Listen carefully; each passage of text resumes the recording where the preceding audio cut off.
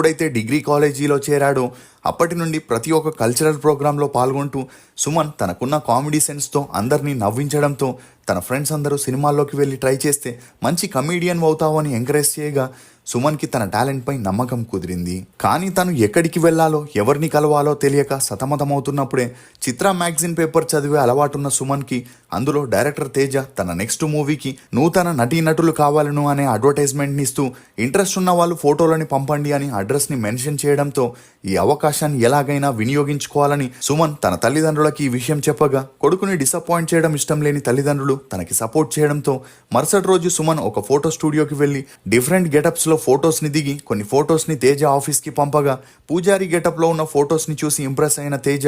తన co director ద్వారా Suman శెట్టికి call చేపించి ఆడిషన్కి రమ్మనడంతో సుమన్ శెట్టి ఆనందానికి అవధులు లేకుండా పోయాయి. అలా ఆడిషన్లో తనకి తెలిసిన కొన్ని సినిమా డైలాగ్స్ని చెప్పడంతో ఇంప్రెస్ అయిన